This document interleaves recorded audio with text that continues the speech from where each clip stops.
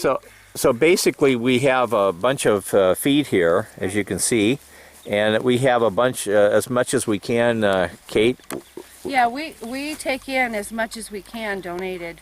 We have, excuse me, we have about a half a dozen hay farmers that donate some every year. And so we'll go out in the field and we'll pick it up and bring it in with our volunteer staff. And how big of an organization do you have? What do you mean? I mean, staff. Oh, we have no staff. Okay. It's all volunteers. So how many volunteers work with you? It varies. Right now I've got 3 that are pretty regular, you know, 4 hours, about 4 hours a week. A piece? They come in, yeah. Okay. That come in and help. Do they come at different times? They come at different times. Okay. And then I have, I work with at-risk kids, like I had said before, and I've got a couple of group homes that come maybe once a month or so and spend the day, and we'll do little chores that the kids can physically do, and they get kind of pet therapy by working with the animals. You know, Right. they receive that unconditional love, and if somebody wants to misbehave, you know, they have kind of a safe place to do it, I guess. Right. And you know, so if they want to come and vent and yell and scream, they can kind of do that, and then we work with that and find out what issues, you know, and what animals maybe could help them to gain control and work ethics. Okay, so besides donations, you're looking for the possibility of volunteers too. That would. Oh, absolutely. And do you have qualifications or parameters for your volunteers, or is it pretty much anybody that wants to come and Anybody participate? that wants to come. I have them come from. I've got a couple families that got 2 kids. One's 6 and one's 12 or 13. Well, 13 now, and they come out once in a while. You know, it's not a on schedule. You know, they come. They call me and say, I have a Saturday afternoon free, or I want to come out Wednesday, or whatever. And then I suit whatever task we do according to whatever their abilities are. Right, I understand. Whether Okay. they're disabled or at risk or love animals, or I've got one gal that comes out once a year from another state to visit her grandmother. She comes out and spends a day with me. She wants to be a vet. Right. And so she loves working with me, you know, and working with the animals. Great. So Okay. just, you know, we're just open. I understand completely. Pretty much. Okay, well, we're going to go on to the next ones from here. Yep. We're working on trying to get money to build a barn. Right. We were hoping to do it this year, but we didn't have quite enough, so we ended up getting these Temporaries. temporaries. Yeah. Right. And it was about the same cost as to put tarps on them, which is what we had done in the past. Right. So these are part of your 7-herd llama. Yeah.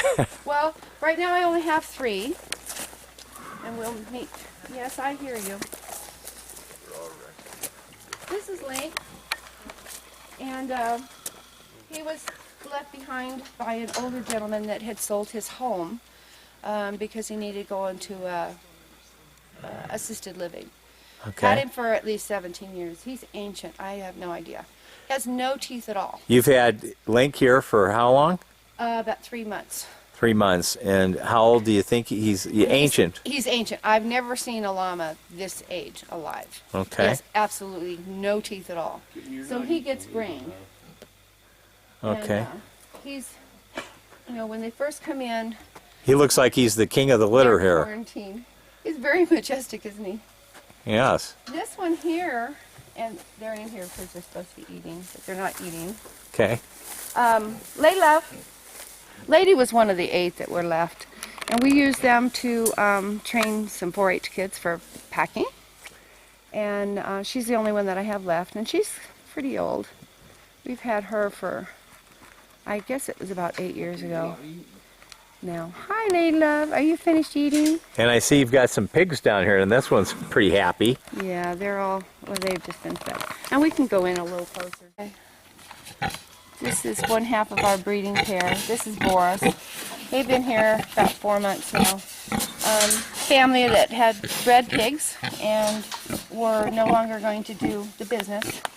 But this particular breeding pair were kind of the pets of the family, and they didn't want. And at this size, the meat's no good really to butcher. And so they needed somebody that would care about them and possibly breed them again. Okay. So if we breed them, it'll be in November, and it's a if. We haven't decided yet.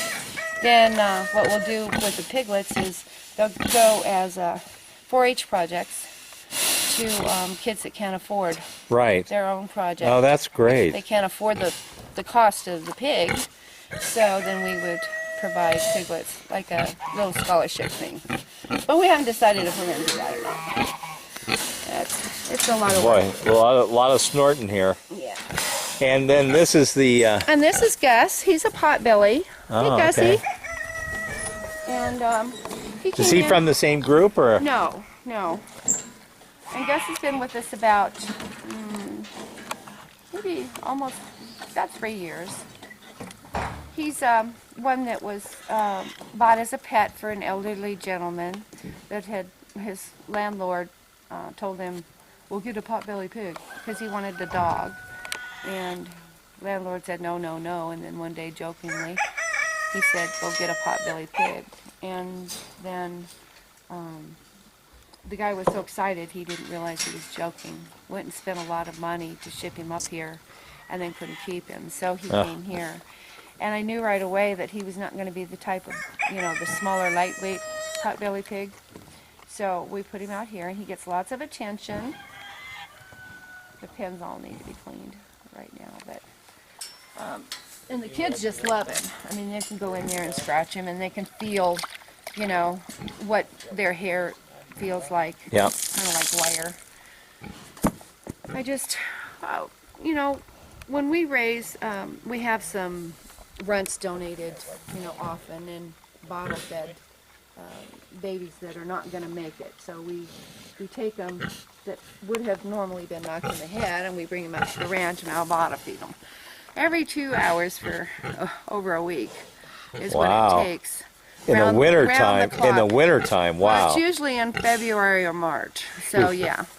So they go in the house in a playpen, and I take care of them. And then when they're big enough, they come out here. And then we raise them up. And then, of course, in October, or at the end of October, when they're full grown, then they're put into the food bank. Yep. I see we have some chickens over here and some... Yep, we have lots of chickens and stuff. And I have kind of a poultry rabbit area, and I'll take you over there. It's kind of a mess. I'm waiting for kids to come this weekend. How many horses do you have? We have 15. Are they Shetland ponies? We have 2 Shetland POAs. POA is Pony of America. Uh-huh. We have 2 miniature horses.